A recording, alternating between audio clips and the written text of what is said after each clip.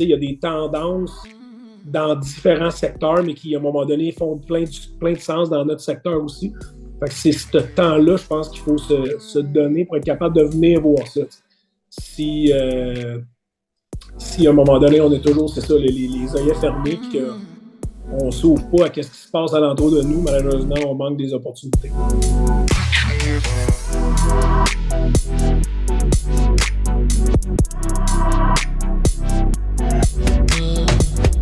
Alors, bienvenue à Meilleur Humain, Meilleur Monde, des rencontres avec des entrepreneurs visionnaires du Québec. On a la chance d'avoir comme invité aujourd'hui M. Danny Lamontagne de l'entreprise très bien connue, entreprise familiale dans la région de Sherbrooke, les Chocolats Lamontagne. Également avec nous aujourd'hui, mon associé et co-animateur Normand Chadwick. Bienvenue Normand. Hello. Et je suis Tristan Laliberté. Tous deux, nous sommes du cabinet de services financiers Diversico Finances Humaines, qui desservons des clients d'affaires dans la même trempe que Danny que nous avons avec nous aujourd'hui. Danny, on sait que le temps est précieux, surtout quand on est gestionnaire d'entreprise. Merci de faire un peu de temps pour nous autres puis pour faire rayonner l'entrepreneuriat au Québec. Merci à vous, c'est un bon temps bien investi. Excellent. Fait que, Danny, on a lu évidemment toutes sortes de choses sur votre site web. Moi, je me suis même adonné à aller regarder votre petite vidéo corporative. Entreprise fondée par ton père, Richard. Et aujourd'hui, vous êtes les trois personnes de la famille. Donc, Richard, ta sœur Tina et toi qui êtes là dans le fond, les gestionnaires de l'entreprise aujourd'hui, fondée en 1978. Ouais. Quelque chose comme 115 000 pieds d'usine, extrêmement automatisé, robotisé.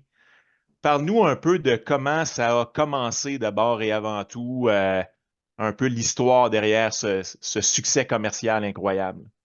Oui, mais tu as bien fait tes devoirs. C'est quand même bien résumé. Donc, en 78, Richard, qui travaillait dans ces années-là là, pour Nabisco Launay, qui était super bien connu à Sherbrooke, qui est une entreprise de chocolat. Donc, il décide par passion de l'entrepreneuriat, puis en même temps aussi de vouloir peut-être mener à sa propre entreprise. Dans le fond, peut-être pas travailler nécessairement pour les autres toute sa vie. Décide de se lancer avec écoute, dans la maison familiale, une petite force de vente là, de quelques représentants, je vous dirais même peut-être plus des amis de la famille, des gens là, qui croyaient au projet au départ. Donc, se lance dans ces années-là. Et de fil en aiguille, le succès va super bien. Faut comprendre qu'à ce moment-là, on était en distribution. Là. Je dis je m'exclus. Là. Moi, je suis à l'école primaire, mais Richard était en distribution, donc achetait du chocolat d'une compagnie qui fabriquait eux et qui emballait sous son nom, là, qui était Distribution La Montagne. Donc, c'est ça, de fil en aiguille, ça va bien. Puis à un moment donné, une occasion se présente en 96, là, fait quand même plusieurs années plus tard, un compétiteur qui s'appelait Chocolat Jean-Charles, qui était basé à Montréal, était à vendre. Donc, c'est à ce moment-là que l'entreprise est passée là, je vous dirais, d'un niveau peut-être plus de distributeur à manufacturier. Donc, ça a été quand même un gros step. Là. C'est sûr que quand on en parle en famille, Richard dit qu'il s'est acheté un job à temps plein à partir de ce moment-là. C'est un peu plus compliqué d'avoir une usine, mais ça a été un beau passage, un bel apprentissage. Puis en 98, cette usine-là était basée à Montréal sur la rue Saint-Jacques, a été déménagée à Sherbrooke. Donc aujourd'hui, oui, 115 000 pieds carrés, mais au départ, je vais y aller de mémoire, là, mais peut-être une vingtaine de mille pieds carrés, 20-30 000 pieds carrés. Et de là, il y a eu beaucoup, beaucoup d'agrandissements qui ont été faits pour se rendre jusqu'aux 115 000 pieds carrés aujourd'hui. Fait que c'est ça. Fait que c'était un super de beau passage. Je vous dirais que dans les grosses étapes, ça a été peut-être en 96 l'achat de l'usine, puis en 2004 aussi l'achat d'un, excusez l'anglicisme, mais un brand là, aux États-Unis dans les campagnes de financement. Une marque de commerce, dans le fond. Oui, exactement. Ouais. Donc, pour nous positionner aussi dans le marché américain, là, je crois, là, dans les années, aux alentours des années 2004. La plupart des gens vont se souvenir, puis sûrement du monde de ta génération, la mienne, vont se souvenir que Chocolat La Montagne, c'est synonyme de les chocolats qu'on vend pour faire des campagnes de financement pour une équipe de hockey, une équipe de basket, des choses comme ça, puis que vous étiez un peu les organisateurs de ces campagnes-là. Et je Ouais. pense qu'éventuellement, l'entreprise, bien, probablement, elle a eu un succès assez incroyable avec ça. Puis vous avez senti éventuellement le besoin de faire un virage. Peux-tu nous parler de ça? Le virage Oui. que vous avez fait, pourquoi vous l'avez fait, puis en quoi ça a eu un vent favorable ou défavorable sur l'entreprise? Oui, bien, l'entreprise est née de ça. Donc, écoute, à un moment donné, là, à un certain point, là, on était rendu à environ 35-40 représentants là, au Canada là, qui couvraient vraiment Terre-Neuve jusqu'à Vancouver. Donc, super succès. Tellement qu'à un moment donné, un compétiteur américain nous a approchés là, pour faire un genre d'association parce que à ce moment-là, là, on recule peut-être 8 ans, là, les deux entreprises de nous et cette entreprise américaine-là, là, qui était Chocolat Meilleur au monde, on était côte à côte, on se battait un peu pour les mêmes clients, les mêmes représentants. Puis à un moment donné, c'était comme une division qui personne n'avait nécessairement de succès financier avec parce qu'on était vraiment deux bons joueurs. Donc on a dit à un moment donné, tant qu'à toujours se battre, pourquoi pas s'associer. Donc nous, on voulait, moi, Tino, on désirait peut-être un petit peu plus je vous dirais, changer un petit peu la direction de l'entreprise, puis l'amener plus au niveau des marques privées, puis d'envoyer aussi la marque La Montagne, mais un petit peu plus au niveau du commerce au détail. Donc, on a eu cette occasion-là. Nous, dans le fond, l'entente qu'il y a eu, c'est qu'on a vendu cette division-là, les représentants puis les clients, si vous voulez, mais on produisait quand même les produits dans l'usine. Donc, ça nous assurait d'avoir une stabilité au niveau de la production, puis un certain revenu le temps étant 7 ans de contrat, de nous donner la chance là, de remettre des bases pour être capable d'attaquer des nouveaux marchés au niveau là, de la marque privée, puis aussi là, de la marque La Montagne au niveau du commerce du détail. Donc, on s'est équipé, on a fait des investissements, on s'est éduqué un peu parce qu'on commençait quand même à être bon là-dedans aussi, mais on s'est incorporé aux États-Unis. Tina, qui est au développement des affaires, là, qui est actionnaire avec nous. On est juste trois. Richard, qui est président, moi qui est à la direction générale, et Tina, qui est au développement des affaires, a déménagé aux États-Unis pour être capable de vraiment. Donc, on s'est incorporé, a déménagé pour qu'on soit capable vraiment je vous dirais, de faire plein feu à partir du moment où on était prêt. Là. Fait que c'est arrivé, là, je vous dirais, peut-être là, 3 à 4 ans. On a décidé vraiment là, de mettre le plein feu sur ce marché-là. Fait qu'on n'avait plus je vous dirais, le concern peut-être de se concentrer beaucoup sur les campagnes de financement qui étaient, tu sais, puis je ne renie pas le passé, là, c'est ça qui nous a mis au monde, mais était une division qui prenait beaucoup d'énergie pour quand même pas un si gros niveau là, de chiffre d'affaires.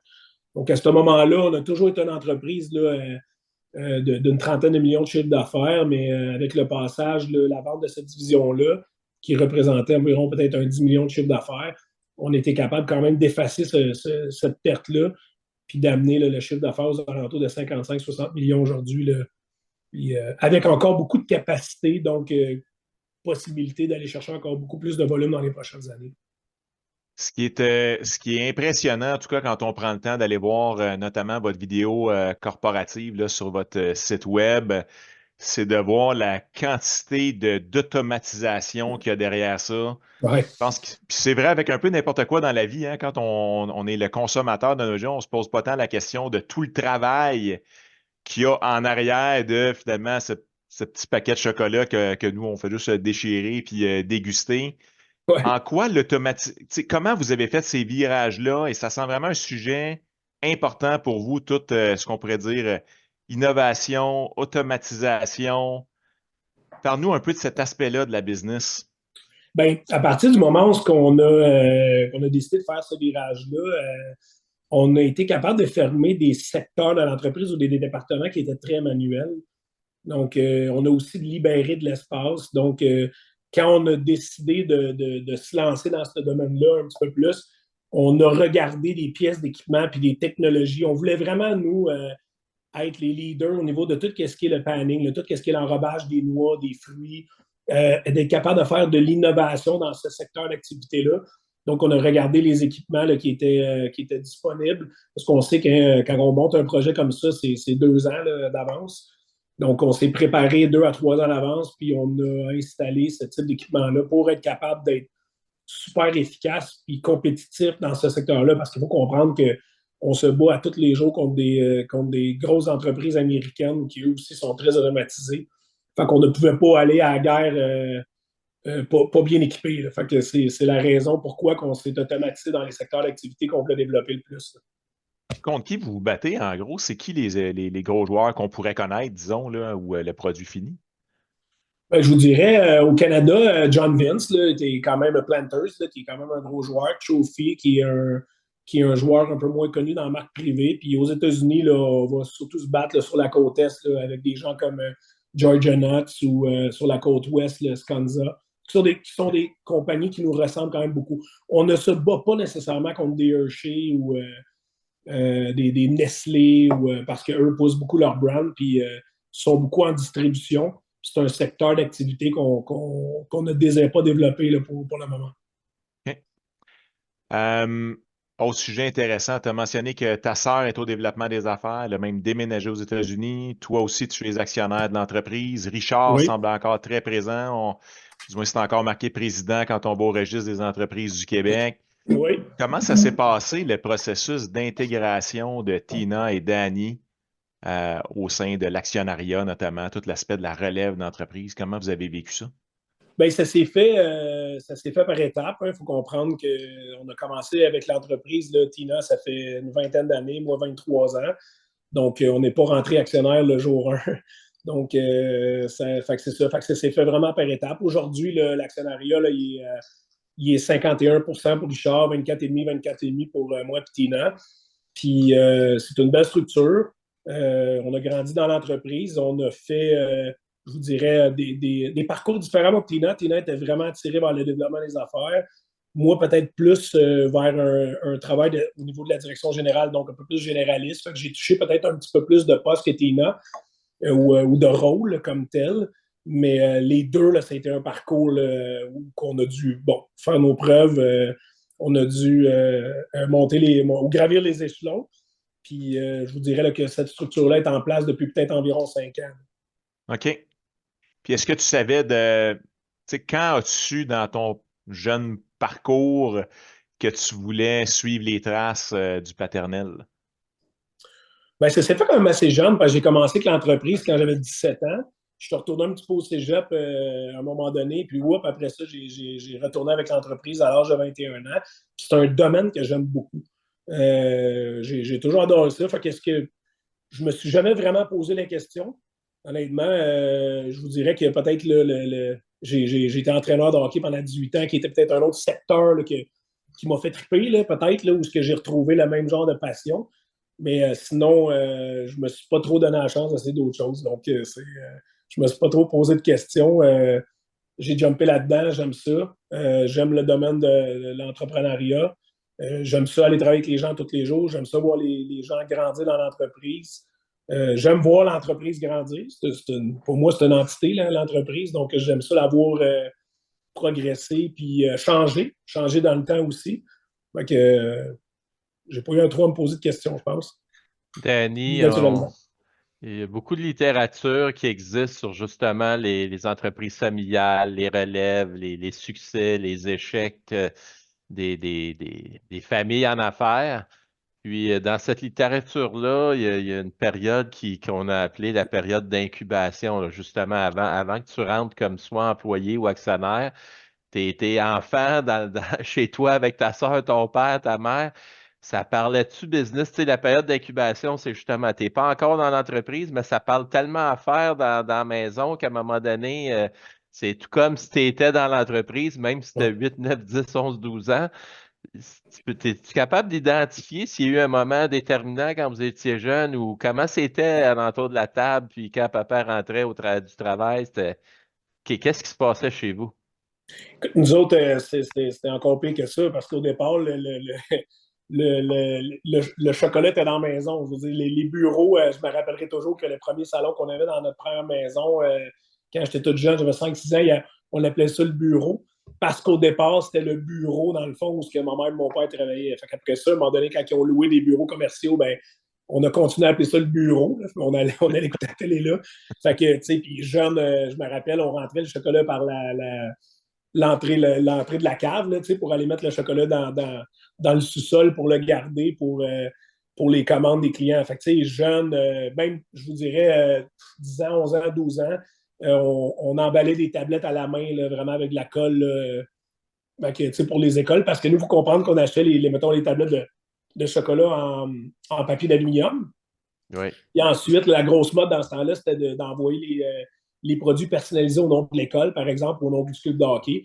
Fait que les hockey vont vous commander, mettons, 1500 bars pour le club de hockey, le Phoenix. Là, bon. Donc, on emballait 1500 bars à la main. Là. Fait que, il y a eu, Richard, il était chanceux, il y a eu de la main-d'œuvre pas trop chère au départ. J'ai toujours dit que c'est ça qui a permis de prendre son envol. La main-d'œuvre coûtait pas cher. Fait que dans le fond, tu les as payés, tes actions, là, finalement. Oui, Là, oui, si on additionne probablement, tu as toutes les raison. heures de l'âge de 5 ans jusqu'à aujourd'hui, là, Tu as t'as raison, pas je eu vais de en deal. parler. Oui, c'est ça. Justement,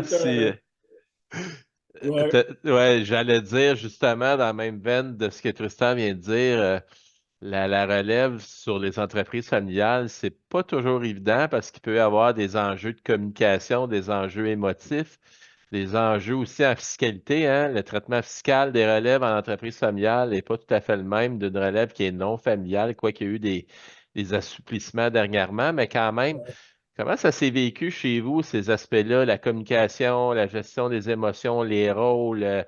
Je suis ton fils, je suis ton associé, je suis ton DG, puis tout l'aspect transfert, fiscalité, ça fait plusieurs sujets, mais quand Oui. même, si on les prend un par un, là, comment vous avez vécu ça à l'interne chez vous? Ben, tu sais, première des choses, là, je serais menteur de vous dire que tout est parfait en relève familiale, là, parce que je pense que pour l'ensemble des entreprises, moi, je suis au groupement des chefs dans un groupe relève, puis on a tous nos enjeux. C'est souvent des enjeux de communication, de vision, parce que c'est normal. Il y a quand même une trentaine d'années qui nous séparent, puis comment je pourrais dire, la société évolue, le management évolue énormément. Puis on dirait que depuis quelques années, ça évolue encore plus vite. Là. Ça va très rapidement. Fait qu'à ce niveau-là, on a quand même eu nos challenges, mais toujours dans le respect. Donc, c'est ça qui est le plus important. On est capable, à un moment donné, de communiquer, s'asseoir ensemble, de se comprendre.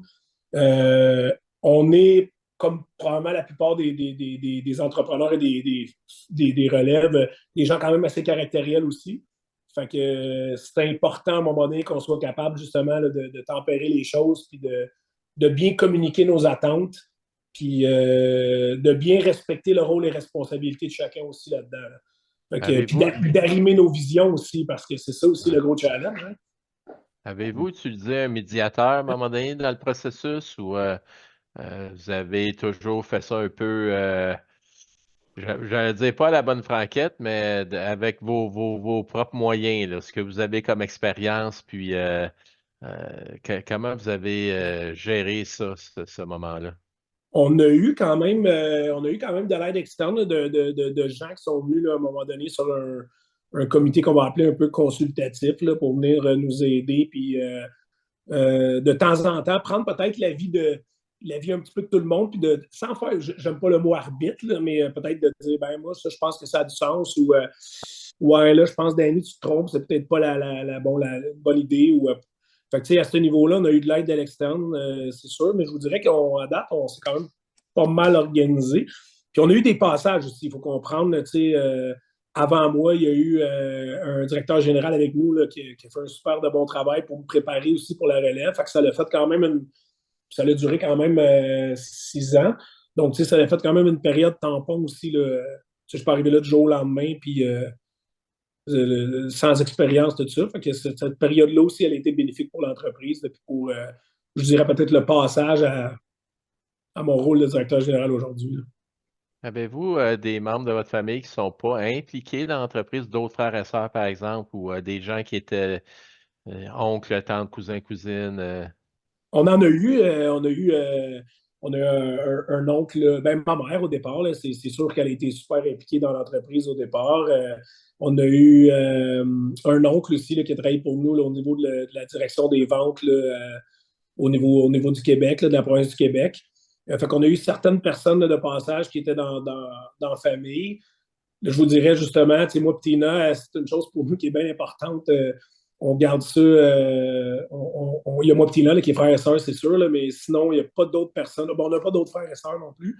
Puis on n'a pas non plus l'intention là, d'ajouter des gens de notre cercle, que ce soit cercle d'amis ou cercle de famille là, rapprochés là, dans l'entreprise avec nous. Ça, c'est une des choses qui est bien importante pour nous. On sépare tout ce qui est la famille et les amis du travail. Parfait. Même si on s'adonne super bien avec les gens qui travaillent avec nous autres, des fois, on développe des amitiés. Là, mais tu sais, comme exemple, il n'y a pas question que ma conjointe vienne travailler chez Chocolat à Montagne ou le conjoint à Tina. C'est pas dans les plans. Si tu avais un conseil à donner à quelqu'un qui serait à la même place que toi où tu étais il y a 7 ans, là, quand vous avez enclenché le processus de relève, ça serait quoi? Du mentorat. Moi, je pense que c'est super important. J'ai eu des bonnes personnes qui ont été de passage dans ma carrière. Ça m'a beaucoup aidé. Je vous dirais, j'ai pris une décision aussi il y a quelques années d'aller au groupement des chefs, là, entre chefs, là, PME, là, qui se nomme aujourd'hui. Là. Ça m'a beaucoup aidé parce que j'avais comme l'impression à un moment donné que notre cas est unique. Puis là, tu arrives à l'entour de la table avec une dizaine de personnes qui vivent un peu la même chose que nous autres en relève. Ça, j'ai adoré ça. Puis je le fais encore d'ailleurs, c'est de l'expérience. Puis aussi, sortir un peu du quotidien. Tu sais, d'aller prendre des petits crash courses, puis d'aller dans des conférences. Tu sais, de rencontrer des gens, c'est important. Là. Tu sais, je pense qu'à un moment donné, pendant trop d'années, j'ai été très, très, très focus au niveau des opérations, là, très ancré dans le quotidien, puis je ne suis pas sûr que ça a été bon pour mon apprentissage, mais je ne suis pas sûr que ça a été nécessairement la meilleure décision pour mon cheminement. Là, fait qu'à partir du moment où j'ai décidé à un moment donné d'ouvrir mes horizons et de me mêler avec d'autres personnes, ça a été très, très, très favorable. Il y a quelque chose que tu as dit tantôt qui m'a interpellé à la prochaine question. Tu as mentionné que tu as beaucoup aimé coacher pendant Ouais. plusieurs années au hockey. Comment cette expérience-là de coaching se traduit maintenant que c'est une équipe de travail que tu coaches, puis que la Coupe Stanley, Ouais. c'est d'amener l'entreprise au prochain niveau? Oui, ben c'est ça. Le nom de la coupe, elle change souvent parce que c'est souvent des nouveaux objectifs, mais en gros, je te dirais la plus belle leçon, c'est qu'est-ce que j'ai apprécié du hockey, c'est que tu sais, quand tu avais 17-18 joueurs, tu avais des profils différents, tu avais des responsabilités différentes, tu avais des talents différents, tu avais des personnalités différentes. Le challenge, c'était toujours de les faire travailler ensemble, puis de s'assurer qu'ils respectent chacun leur rôle et responsabilités, leur talent, leur capacité, leurs compétences. Donc, en entreprise, c'est un peu la même chose. Tu sais, on arrive en entreprise, ben, j'ai des VP, j'ai des directeurs, j'ai des superviseurs, j'ai des coordonnateurs, j'ai des gens sur différents corps de travail. Chacun a un rôle extrêmement important dans l'entreprise. Chacun a des talents différents. Chacun amène quelque chose à l'entreprise. Il faut s'assurer que ça, tout le monde saisisse bien ça, puis comprenne bien ça, puis respecte ça. Puis c'est ça qui fait qu'à la fin, on gagne. Parce que si on a tous des joueurs pareils ou tous avec les mêmes qualités ou les mêmes caractères ou les mêmes aspirations, malheureusement, ça va faire plus de flamèches que de résultats positifs. Ouais. Fait que je te dirais que ça a été le beau parallèle de ma carrière de coach. Tout à fait. Ouais. Combien de monde vous avez chez vous? Environ 150. 150. Puis Ouais. comment ça se passe pour vous, la pénurie de main-d'œuvre qui est évidemment sur les lèvres de tous les entrepreneurs Ouais. du Québec et ailleurs en Ça, ce moment? ça a été une petite coupe Stanley qu'on s'est donné à gagner il y a peut-être 3 ans. Fait que moi, j'avais annoncé mes couleurs. Je me suis assis avec l'équipe de direction. J'ai dit, regardez, moi, j'ai un plan en tête pour pallier à ça parce que ça ira pas en s'améliorant. C'est déjà, il y a 3 ans ou 4 ans, on parlait que 2025-2030, ce serait les pires années. Là. Bon, ça va peut-être changer un petit peu, mais donc, nous, c'est pas compliqué. J'ai fait un changement au niveau de la direction, peut-être au niveau des ressources humaines, pour amener quelqu'un qui avait beaucoup d'expérience à ce niveau-là, qui est venu nous aider à vraiment faire tout ce qui était un système d'équité salariale à l'interne, des échelles salariales avec des rôles et responsabilités, puis on a augmenté les conditions des employés en général. Donc, au niveau du salaire, des REER participatifs, des congés mobiles. Puis quand je vous disais qu'on avait vendu la division des campagnes de financement, c'était un peu le but aussi. C'était peut-être moins d'employés, mieux payés. Donc, ça, pour moi, c'était bien important. Je l'ai répété souvent. Donc, à partir du moment où on visait ça aussi, bien, on a, par la force des choses, automatisé. Donc, des postes que des fois, ça me prenait plus de gens, ben, on a automatisé où ce que c'était stratégique de le faire, puis où ce que le retour sur investissement il était intéressant. Et on a fait comme quand même plusieurs entreprises ici du recrutement à l'international. On en a fait, je vous dirais, l'équivalent peut-être de 10% de notre entreprise, surtout dans des rôles où c'était très, très difficile d'aller chercher des gens ici. Donc, tout ce qui est des quarts de nuit, des quarts de 12 heures de week-end, c'était très, très, très difficile de venir combler ces postes-là. Donc, le recrutement international là-dessus nous a aidé. Fait que nous, aujourd'hui, je vais toucher du bois, là, c'est une table de vite, là, mais en tout cas, bref, Trouve du bois, ça presse. Ouais, on a enlevé les affiches de nous embauchons, puis on n'est pas en période de recrutement. Puis même que je vous dirais que demain matin, on est capable d'aller chercher probablement encore un 10 à 15 millions de chiffre d'affaires avec les employés qu'on a aujourd'hui, parce qu'on a acheté une nouvelle pièce d'équipement qui est arrivée, qui va être prête pour juin. Et ça me prend environ 6 employés pour la remise 7 jours, 24 heures. Puis ces employés sont prêts, sont formés, sont avec nous depuis 6 à 8 mois. Donc, on vient d'embaucher quelqu'un aux États-Unis pour le développement des affaires. L'annonce va se faire là, dans les prochaines semaines, justement parce que là, on va être prêt à aller chercher les prochaines étapes au niveau de la croissance là, des ventes. L'autre menace, si on veut, ou en tout cas l'autre défi, je vais dire, on entend énormément parler d'inflation. Le chocolat est quand même un produit de luxe. Hein? Je ne suis pas obligé d'en manger pour être en santé aujourd'hui. C'est une gâterie, Ouais. si on veut. Est-ce que vous sentez les impacts de l'inflation dans votre domaine?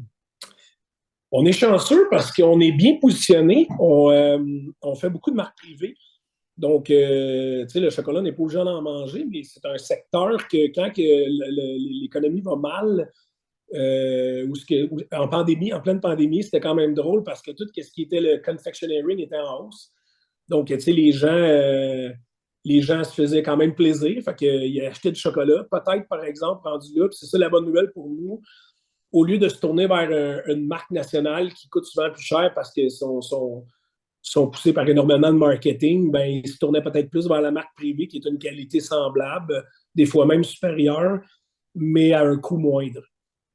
Donc, nous, notre positionnement à ce niveau-là était super intéressant parce que ça nous a ouvert beaucoup, beaucoup, beaucoup de portes avec des clients importants, des chaînes alimentaires qui voulaient lancer justement la marque privée pour pallier peut-être cette hausse-là. Là, parce que parallèlement à ça, en même temps, ben, il est arrivé aussi là, dans le secteur du chocolat des hausses incroyables au niveau de la fève de cacao puis du sucre. C'est du jamais vu. Là. Présentement, au moment où on se parle, la fève est à son plus haut depuis 1977. Là. Donc, et le sucre, depuis, je vous dirais, une dizaine d'années, n'a pas atteint ces niveaux-là. Fait que là, il y a eu des augmentations dans le marché quand même assez importantes au niveau justement de tout ce qui est chocolat. Fait qu'imaginez-vous que déjà, les produits sont quand même assez chers au niveau de la marque nationale. En plus, avec les augmentations ou la stratégie peut-être du downsize. Là. On en a entendu parler à l'Halloween cette année, là, où il y en avait de moins en moins dans les sacs, là, où les tablettes, ils perdaient du poids à tous les cycles. Donc, c'est ça. Fait que nous, à ce niveau-là, jusqu'à présent, ça ne nous a pas affecté, même que je vous dirais que ça nous a donné des opportunités. Parce que, tu sais, dans toute crise, il y a toujours des opportunités. Il faut juste les saisir et les voir venir. Fait qu'on s'est bien positionné. Puis au niveau du brand, ben, notre brand, il est un petit peu chez TJ Maxx Marshall aux États-Unis, quand même à un prix compétitif. On commence. Puis il est aussi chez Costco Canada, puis il est commencé aussi chez Costco US, mais on est quand même bien positionné au niveau là, de, je vous dirais, qualité-prix, puis je vous dirais le poids du produit, si vous voulez, le comparatif là, versus les marques nationales, on est en bonne position. Danny, qui fait ces analyses-là Écoute, ça semble quand même assez complexe, tu sais, je veux dire, de voir venir les tendances, de s'ajuster. Les marchés ne sont pas tous pareils non plus, là, que ce soit par province ou par État aux États-Unis. Ça reste que c'est un produit qu'on est dans le plaisir quand on est dans le chocolat, mais comme tu dis, il faut s'ajuster, il faut voir venir. Qui fait ces réflexions stratégiques-là? Ça se fait en équipe? Comment ça se fait chez vous? Oui. Bien, on le fait souvent en équipe, mais tu sais, c'est là que je disais tantôt de se garder du temps de réflexion. sais, quand on, à un moment donné, on est trop dans les opérations, puis on est trop ancré dans notre quotidien, à un moment donné, on se réveille 3, 4, 5, 6 mois plus tard, ou même un an plus tard, puis on a comme manqué peut-être des opportunités. Fait que, c'est pour ça que moi, on est, au niveau de l'équipe de direction, puis c'est sûr que moi, Tina, on fait souvent l'exercice avec Richard aussi. Il faut se donner du temps pour réfléchir, pour voir les tendances qui s'en viennent. Puis quand je parlais de sortir du bureau, puis d'aller voir des conférences, puis d'aller au groupement des chefs, il y a des tendances dans différents secteurs, mais qui, à un moment donné, font plein de sens dans notre secteur aussi. Fait que c'est ce temps-là, je pense qu'il faut se donner pour être capable de venir voir ça. Si, si à un moment donné, on est toujours, c'est ça, les œillets fermés, puis qu'on ne s'ouvre pas à ce qui se passe alentour de nous, malheureusement, on manque des opportunités. L'autre chose dont on parle énormément, Normand, excuse-moi, est-ce que tu avais une autre question des suites à celle-là? Parfait. Non, je te laisse aller. OK, super. Fait que Danny, tu sais, on entend énormément aussi, je fais un lien un peu avec les employés, on parle de culture d'entreprise, on parle aussi de le rayonnement qu'une entreprise se doit pratiquement maintenant d'avoir dans sa région pour tu sais, participer à l'épanouissement de sa communauté et son environnement. Peux-tu nous parler d'initiatives que vous avez prises en ce sens-là chez Chocolat La Montagne? Oui, bien, cette année, on a fait un super projet là, parce que nous, là, quelques années, on a refait un plan stratégique puis on s'est assuré là, de revoir tout ce qui est mission, vision, les valeurs. Tu sais, les valeurs, c'est l'entreprise familiale. Fait que ceux-là sont quand même bien présents chez nous. Mais tu sais, la vision, à un moment donné, on se perdait un petit peu. Bon, fait que là, on a dit, on refait une vision claire pour l'entreprise. Puis à partir de là, dans la vision, c'est découler des plans, j'appelle ça des plans de projet là, sur différents secteurs d'entreprise. Puis un de ceux-là, c'était de refaire la marque employeur. Donc, puis on a décidé de la faire vraiment en faisant rayonner les employés, mais dans la région de Sherbrooke. Donc, on a fait faire là, des photos d'abribus, dans le fond, des employés. Donc, tu sais, nous, les employés, on se dit que c'est le secret le mieux gardé, c'est l'ingrédient du bonheur. Donc, un peu référence un peu au caramel, le caramel, là, en blague. Ouais. Là. Fait que, puis on s'est associé aussi avec le Phoenix de Sherbrooke pour faire la danse du bonheur. Donc, à tous les matchs, toutes les parties du Phoenix à Sherbrooke, il y a une personne qui se fait choisir là, qui danse sur une musique là, pour faire rayonner en premier la marque employeur, mais aussi redonner à la région. On participe aussi là, à des tournois de golf, des soirées caritatives aussi. Fait que c'est important pour nous Avant, on était obligé peut-être un petit peu plus d'envoyer ça partout au Canada, de par notre réseau des 40 représentants. On ne voulait pas juste faire rayonner l'Estrie. Là, je vous dirais qu'aujourd'hui, on se concentre peut-être un petit peu plus dans la région. Tu as mentionné tantôt l'importance pour toi d'avoir eu des mentors, ou du moins que tu sais ce que tu recommanderais à du monde. Qui a été un mentor pour toi, mis à part ton père Richard, que je présume est Oui, un des principaux, mais oui, c'est qui sûr. d'autre, sans nécessairement nommer des noms, mais tu sais, à quoi tu faisais référence? Ça m'intéresse de savoir comment tu t'es bâti à travers le mentorat, puis Ben, c'est des gens c'est des gens, principalement deux, là, je pense à deux personnes qui ont été dans l'entreprise puis qui ont fait une différence pour ma carrière. Donc, tu sais, je vous dirais, la première personne était plus au niveau des finances et des opérations. Donc, tu es avec nous pendant quand même 7-8 ans. Donc, à la blague, je dirais, souvent, là, j'ai eu comme deux passages. Tu sais, cette personne-là m'a montré à être travaillant. Donc, tu sais, quand je disais, j'étais peut-être un peu plus dans les opérations, lui, c'était un travaillant, donc beaucoup d'heures, beaucoup de jus de bas, bon, beaucoup d'implications sur le plancher, tout ça. Fait que je vous dirais, j'ai toujours été travaillant, mais en tout cas, ça m'a donné cet aspect-là. Puis à un moment donné, ben, il y a eu le passage d'un directeur général pendant une couple d'années qui, lui, je vous dirais qu'il m'a peut-être montré plus à bien travailler. Donc, peut-être moins travailler dans les opérations, mais peut-être de me soulever, peut-être, ou m'élever à un niveau peut-être un peu plus stratégique. Puis, souvent, j'avais tendance à la blague, je vais m'en rappeler toute ma vie parce que, tu sais, moi, je ne suis pas nécessairement le plus patient sur la terre. Fait que là, souvent, quand on partait quelque chose, un projet, ben, j'avais comme la mauvaise habitude d'être alentour et de tout le temps vouloir que tout avance vite. Là. Puis à un moment donné, il m'avait dit, garde, tu sais, il dit, tu sèmes une graine, mais j'ai comme l'impression que ta noix avant qu'elle ait le temps de pousser. Fait que, tu sais, plante-en donc plusieurs, puis à un moment donné, tu vas voir, ça va se mettre à pousser, puis ça va être beau. Tu sais. Fait que j'avais trouvé ça cool. Fait que j'ai dit, ouais, c'est vrai. Fait qu'aujourd'hui, cette réflexion-là me permet justement d'avoir une bonne équipe de direction, de leur donner des objectifs, une vision commune. Après ça, ça découle des objectifs. Puis eux, dans leurs équipes, font élever leurs équipes. Fait que ça devient un peu comme une synergie qui est intéressante, puis en même temps, moi, qui me permet de s'élever à un niveau où ce qu'on est capable de suivre les projets, mais sans nécessairement être dedans tous les jours, là, puis de vouloir des fois que c'est ça, que ça pousse trop vite, puis que ça pousse croche. Fait que, Danny, ouais. d'avoir le nom de famille La Montagne quand on travaille chez Chocolat La Montagne, c'est un avantage ou c'est un inconvénient? Honnêtement, je le vois beaucoup comme un avantage, là, parce que moi, je suis extrêmement fier du nom de famille, c'est sûr. Puis on a des très, très, très belles valeurs, la famille La Montagne. Fait que, tu sais, nos employés, on est de proximité avec eux. Il y a beaucoup de respect, il y a beaucoup d'entraide, il y a de l'écoute. Puis, tu sais, moi, les employés, je rentre dans l'usine, il y a des employés que j'ai embauchés il y a 18 ans. Il y a des employés, des mères de famille que j'ai coaché le gars au hockey. Il y a des gens, tu sais, écoutez, je connais tous les employés, je connais leur nom, je connais leur rôle. Je vais dans l'usine.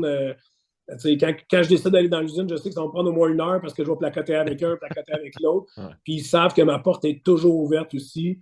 Puis on fait des activités. Vous allez voir, dans quelques semaines, là, on a fait faire des gelées. On a fait du recrutement international. Puis eux, ils trippent sur le basketball. On a fait faire des gelées à la montagne. Fait que là, on fait une journée dévoilement des chandails. Fait qu'une journée familiale. On a une équipe de deck hockey. On fait un michoui l'été, on fait un party de Noël dans le courant des fêtes. Donc, on fait beaucoup d'activités pour rester proche avec eux. Fait que moi, ça a toujours été un avantage et ça ne m'a jamais nui dans ma carrière. Je vous dirais que la seule pression que ça m'a donnée, mais ça ne me dérange pas parce que je pense que c'est naturellement dans mon caractère, mais c'est d'être un bon exemple. Fait que peut-être que d'avoir été une mauvaise ou de ne pas vouloir donner l'exemple, peut-être que j'aurais trouvé ça plus souffrant d'avoir le nom, la montagne. Mais au contraire, je trouve que c'est un beau défi. Puis je me dois d'être, on va dire, d'être sa coche à tous les jours, puis de me présenter au travail avec une bonne attitude, puis un bon vouloir. Puis ça, c'est correct. Ça ne me dérange pas, cette pression-là. Tu as mentionné tout à l'heure, Danny, qu'il n'y avait pas d'autres membres de la famille, là, à part ta sœur et ton père, là, qui sont impliqués en ce moment dans l'entreprise. Je ne sais pas, avez-vous des enfants? Est-ce qu'il y a déjà un éveil comme ça, vous aviez à coller Ouais. les étiquettes sur les barres de chocolat? Puis comment ça se Ouais, passe de ce côté-là? alors là, on a les machines pour le faire à cette heure, on est plus Ouais. chanceux.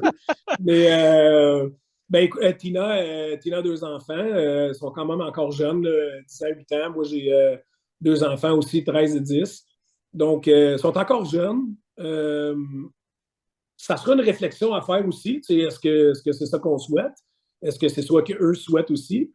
Il y a quand même un long passage avant qu'on se rende là. Il faut comprendre que, mettons, on va prendre ma fille qui est la plus vieille de la gang, là, elle a 13 ans. Si on considère que, mettons, avant 30, 33, elle ne sera pas prête, c'est encore 20 ans. Fait que, fait que je ne sais pas, ça serait le fun un jour que ça se continue. Mais je serais menteur de vous dire aujourd'hui que je peux garantir que ça va se transférer d'une génération à l'autre. Il faut comprendre le challenge des générations, puis la troisième étant la plus dure, qu'ils disent. Là. Ouais. Richard partit ça tout seul. Après ça, il y a moi et Tina. Puis là, ben là, ils sont 4. Fait que, puis après ça, de 4, ben, ils vont peut-être être 6, 7, 8. C'est là le challenge des transferts d'entreprise à un moment donné que ça devient de plus en plus difficile. Mais je pense que s'il y a un enfant qui manifeste le désir d'être en affaires puis de vouloir continuer l'entreprise, ben écoute, peut-être qu'on aura la force de se rendre là puis de faire une troisième génération. Est-ce qu'ils ont l'exposure que vous et que toi et Tina aviez? Tu disais tantôt, on écoutait la télé dans le bureau. C'était pas nécessairement le Ouais. salon, c'était le bureau. Ils ont-tu l'exposure aussi d'une autre façon, bien entendu, là, mais à l'entreprise, de la façon que toi et Tina l'avez reçu? Oui, Cette Tina, c'est un peu plus dur parce qu'elle est basée aux États-Unis.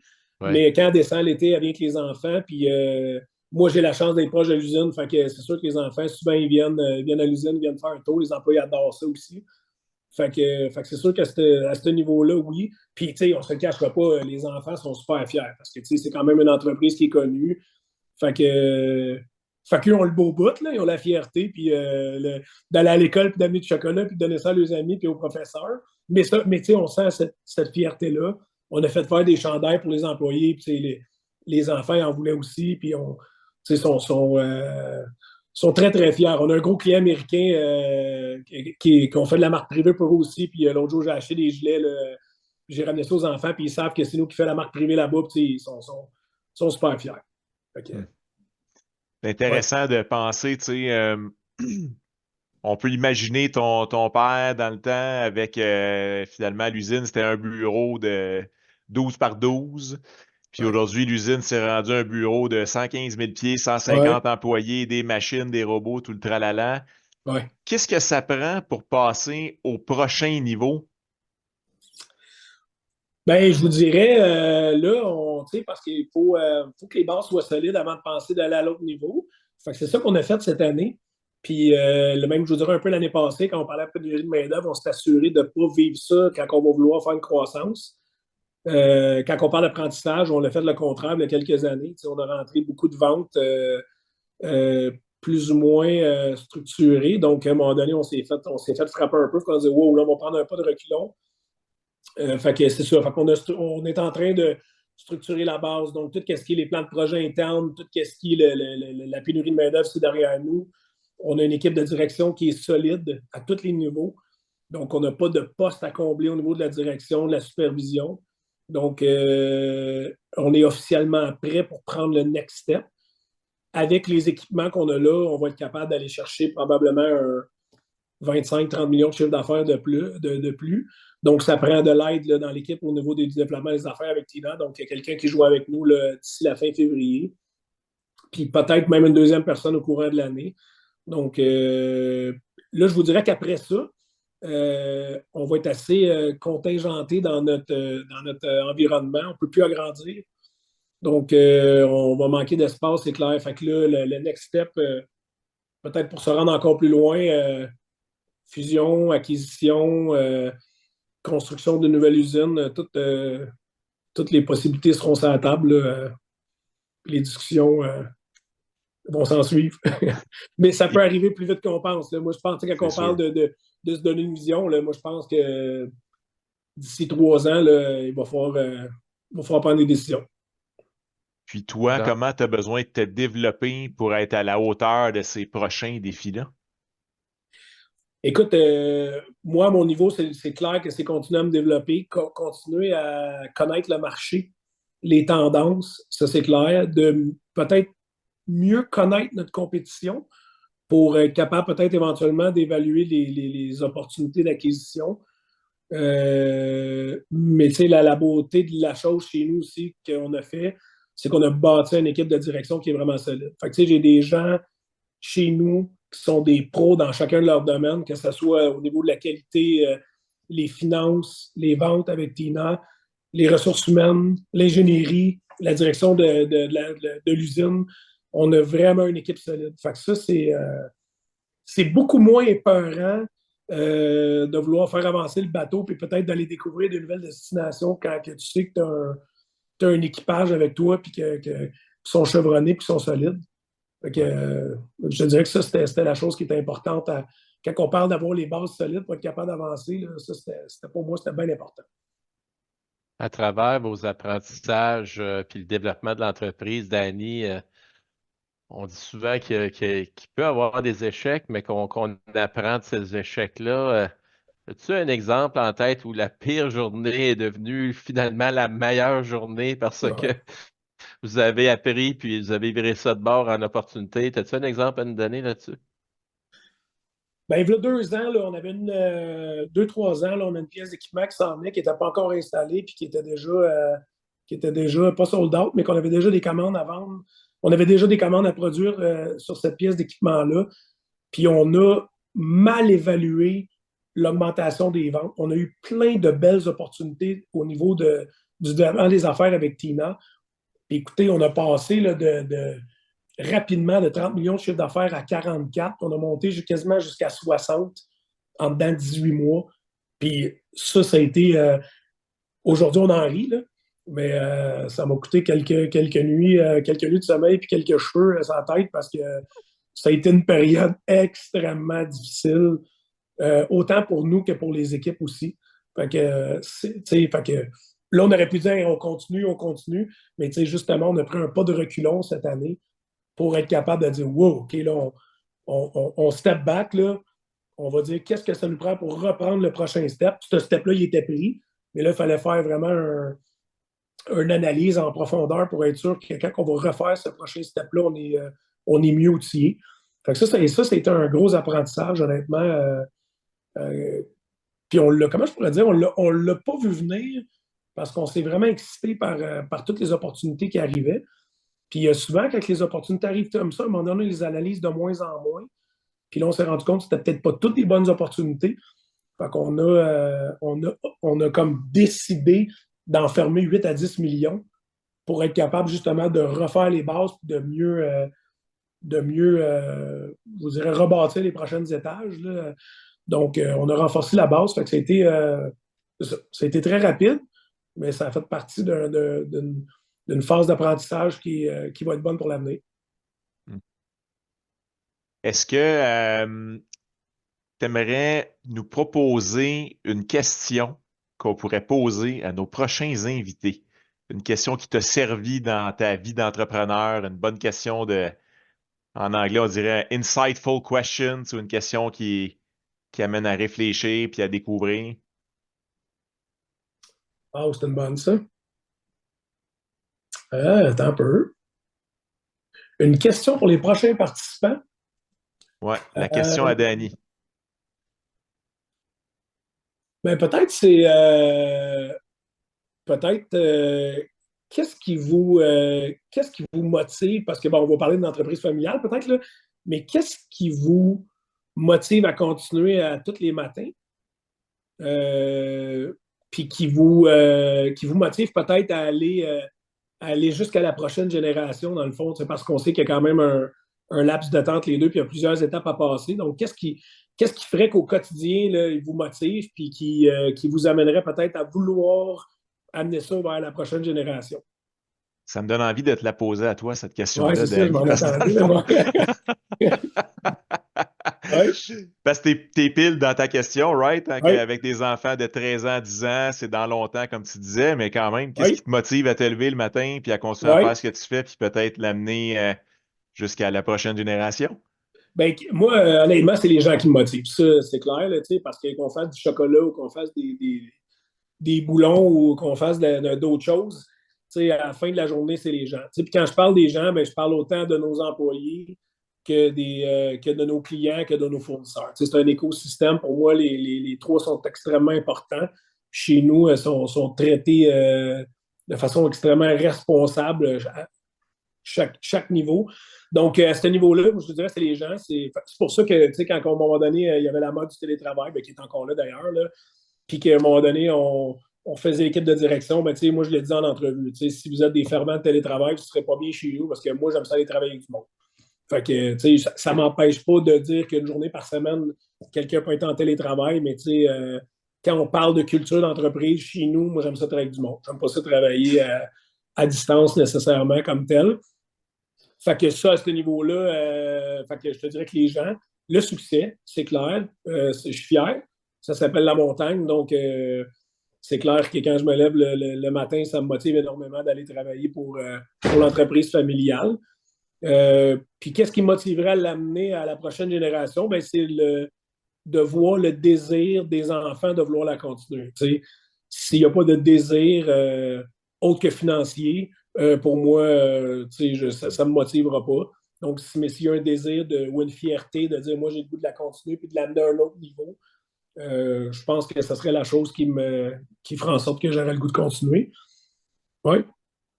Puis, Richard, est-ce qu'il continue d'être autant présent qu'avant? Est-ce qu'il y a encore le feu d'un bottine, la passion de la jeunesse, où Ouais. il commence à prendre un peu ça plus relax peut-être? Il est Ouais. rendu où, lui, dans son développement, ton père? Ben, la passion, il va toujours l'avoir. Là. Le feu, ça, c'est clair, il l'a toujours eu, puis il va toujours l'avoir, la passion, le feu. Par contre, tu sais, il ne veut plus venir au bureau à tous les jours. Là. Donc, tu sais, aujourd'hui, on est capable de développer des outils puis on en a développé énormément les dernières années. Moi, je suis un freak d'outils, d'analyse. J'adore avoir des. J'aime pas ça aller demander pour avoir de l'information. J'aime ça avoir de l'information. Donc, à ce niveau-là, c'est facile pour lui quand il y a une question ou on est rendu dans les ventes, on est rendu au niveau de tel secteur d'activité, les RH, tout ça. On a tous des KPI qui sont automatisés. Donc, fait que ça lui permet de ne pas être obligé de venir à tous les jours. Fait que quand il vient, c'est vraiment parce qu'il a le goût de venir. Mais sinon, il n'est pas obligé là, de venir à tous les jours. Puis je pense qu'à ce niveau-là aussi, il a passé, après tant d'années à travailler dans l'entreprise, à un moment donné, tu ne veux plus non plus te donner cette discipline-là de te lever à tous les matins pour venir au bureau. Puis de toute façon, à la blague, mais on se l'est toujours dit, c'est mieux comme ça aussi parce qu'à un moment donné, tu ne peux pas avoir deux chefs dans tu sais, on va se plier ses pieds. Là. C'est quand même une grosse entreprise, mais ça reste quand même que c'est pas une multinationale. Donc, ça donnerait aussi d'être deux à venir gérer l'entreprise à tous les jours. Fait que ça, ce bout-là, je pense qu'il est content aussi là, de ne pas être obligé de rentrer à tous les jours. Ça a été dur pour lui de déléguer le pouvoir décisionnel, si on veut, ou un peu l'aspect, c'est ça, l'aspect décisionnel, l'aspect vision stratégique. Ouais. Je dirais, ben, la bonne nouvelle, on a sensiblement les mêmes valeurs. Là. Fait que ça, à ce niveau-là, au niveau des valeurs, ça a été moins compliqué.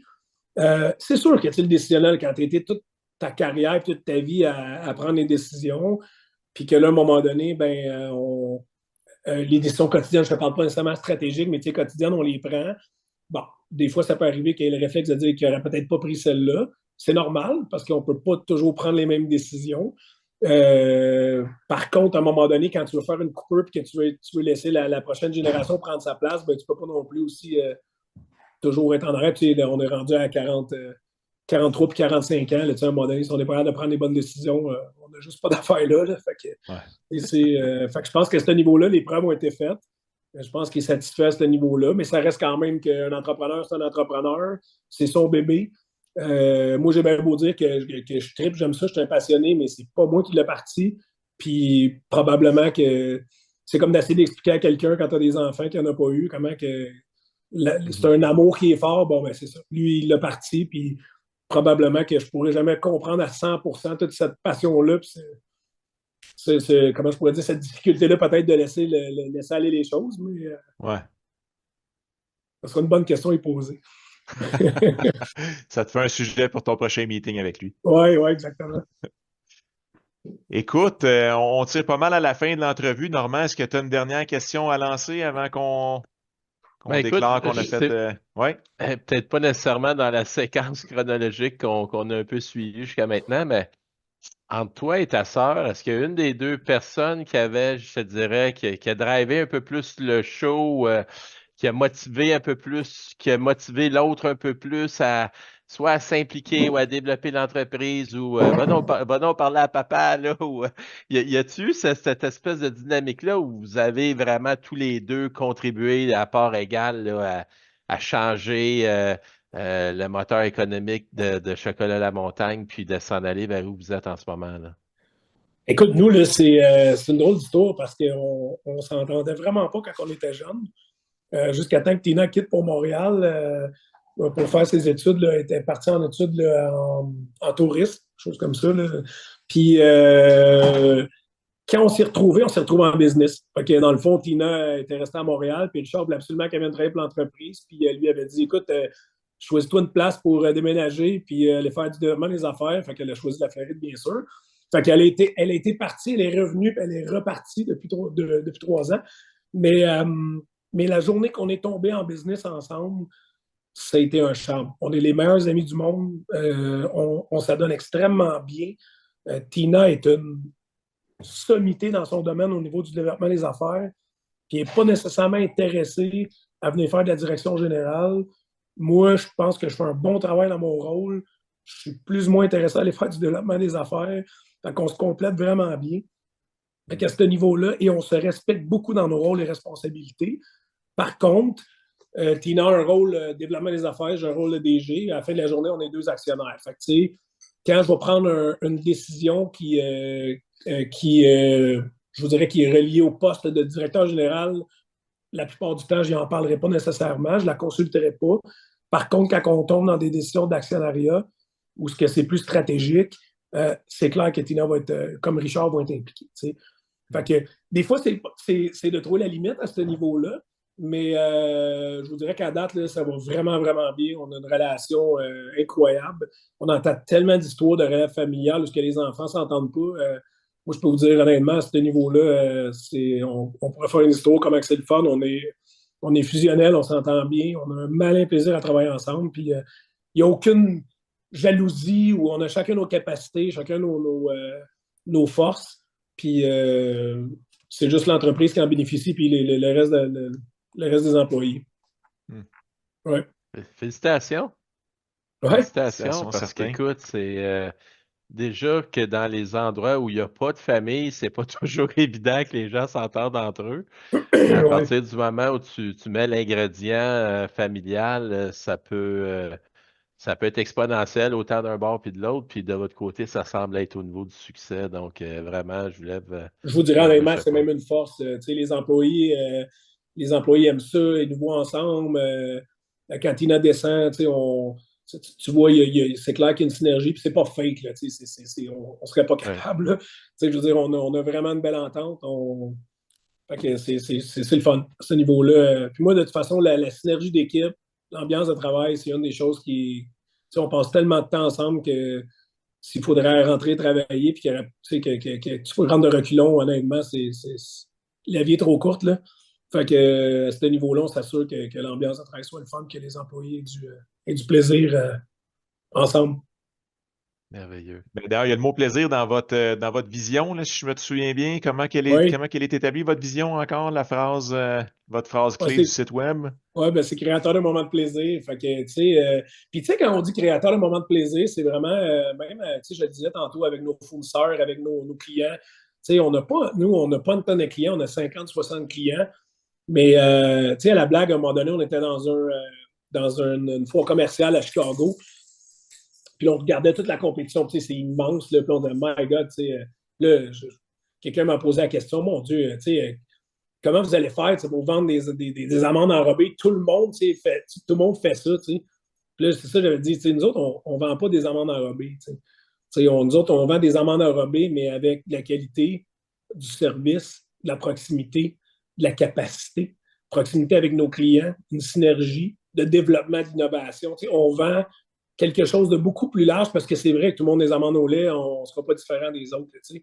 Fait que, tu sais, chez nous, les clients vous le diraient, tu sais, on a une belle proximité avec eux, puis on a du plaisir avec eux. On a du plaisir à développer aussi des nouveaux produits, des choses différentes avec nos fournisseurs, puis c'est la même chose avec nos clients. Puis, tu sais, on a un laboratoire chez nous pour faire du développement de produits avec des compagnies qu'on ne peut pas nommer aujourd'hui, mais que c'est des marques nationales quand même, parce qu'on fait du co-manufacturing pour eux. Puis, tu sais, il y a une phrase en rentrant dans le laboratoire, c'est créateur de moments de plaisir. Tu sais, qu'est-ce qu'on veut, nous autres? On veut pas de chocolat, on veut pas de chocolat fonctionnel, on fait pas du chocolat avec des choses pour être santé. Là, nous autres, qu'est-ce qu'on veut? C'est quand on mange notre chocolat, il est bon, c'est le fun, puis on partage un moment de plaisir. Fait que tu le sais que tu prends quelque chose qui a un petit peu de sucre, puis que peut-être que tu vas le faire un peu de tapis roulant après, mais c'est pas grave. Nous autres, c'est ça qu'on veut. On veut que ça soit bon. Alors, Danny Lamontagne, merci beaucoup de nous avoir consacré tout ce temps-là. Créateur de moments de plaisir. Moi, je l'ai senti tout au long de l'entrevue. Pas juste dans le chocolat que vous mangez, mais dans comment vous, tu sais, tu nous parlais tantôt de l'équipe de basket, l'équipe de deck hockey, le méchoui à l'été, le party de Noël. Je suis convaincu que ça doit être super le fun de travailler chez vous. C'est pour ça que tu veux ton monde autour de toi, même la synergie entre toi et ta sœur, ça semble être tous des moments plaisants. Oui, Fait que, tu sais, je pense que créateur de moments, j'ai oublié la phrase exacte, créateur de moments de plaisir, ouais. de moments de plaisir. Je pense que ça vous suit pas juste dans le développement de votre produit, mais vraiment dans votre développement de votre marque employeur, puis probablement jusqu'au fond de la racine. J'ai l'impression que ça doit être le fun d'un party chez les La Montagne. Ouais. Ça doit pas être plate non plus. C'est le Fait que moi, lendemain c'est ce que je plus dur. retiens de l'entrevue. C'est les lendemains de party qui sont plus rough. Ça, c'est sûr, ça Mais vient oui, avec. oui. On a beaucoup de plaisir. Puis ça, tu sais, dans le fond, si on me posait la question un jour, qu'est-ce qui ferait que j'arrêtais de faire, qu'est-ce que je fais, ben, dans la réponse, c'est si j'aurais plus de plaisir. Fait que That's it. Ouais. c'est exactement, c'est exactement pour ça que j'arrêterais de faire qu'est-ce que je fais aujourd'hui. Puis là, ben, en ce moment, j'en ai encore. Fait que c'est ça, ça qui est le fun. Continuer à cultiver le plaisir, puis t'en manqueras jamais, puis t'arrêteras jamais de travailler, si je comprends bien. Parce que tu sauras jamais que tu es en train de travailler, finalement. Oui, exactement. Je Ouais. travaille pas, j'ai juste du plaisir à longueur de journée. Exactement. Normand, Ben, le mot de la écoute, fin? entrevue contagieuse, Danny. Merci beaucoup pour l'énergie que tu dégages. Puis très inspirant pour tous ceux qui t'entourent. Je suis convaincu de ça. Donc, merci Merci. beaucoup. Apprécie. Merci beaucoup. Coupé!